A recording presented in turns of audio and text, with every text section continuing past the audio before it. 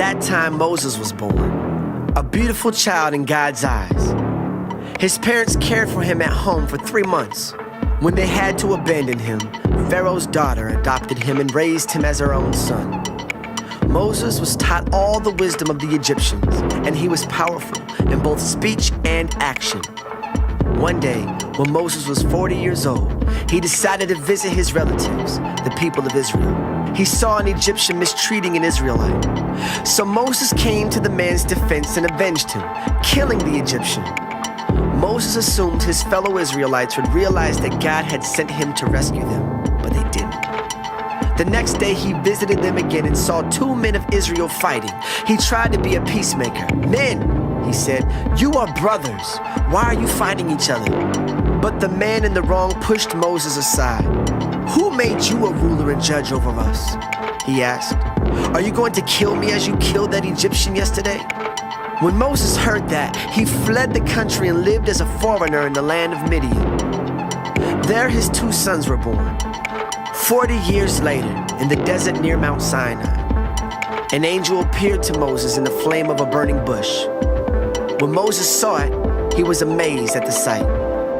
As he went to take a closer look, the voice of the Lord called out to him, "I am the God of your ancestors, the God of Abraham, Isaac, and Jacob." Moses shook with terror and did not dare to look. Then the Lord said to him, "Take off your sandals, for you are standing on holy ground. I have certainly seen the oppression of my people in Egypt. I have heard their groans and have come down to rescue them. Now go, for I am sending you back to Egypt." So God sent back the same man his people had previously rejected when they demanded, "Who made you a ruler and judge over us?" Through the angel who appeared to him in the burning bush, God sent Moses to be their ruler and savior. And by means of many wonders and miraculous signs, he led them out of Egypt, through the Red Sea, and through the wilderness for 40 years.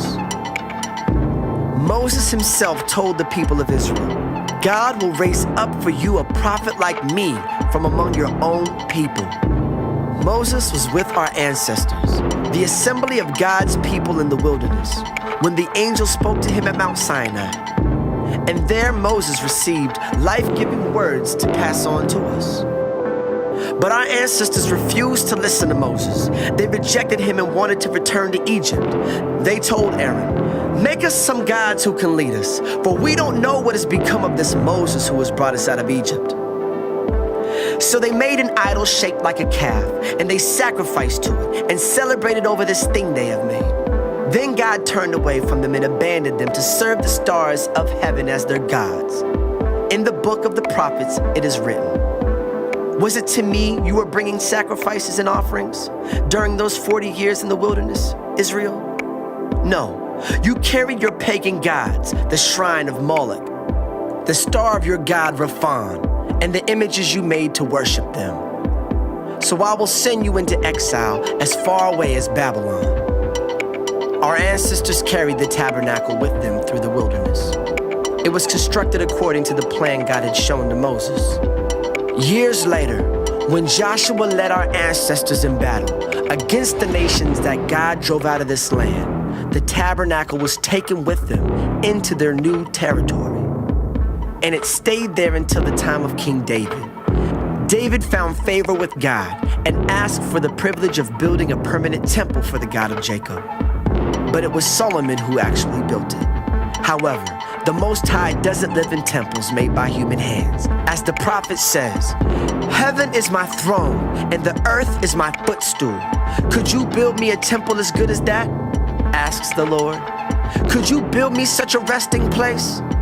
Didn't my hands make both heaven and earth?"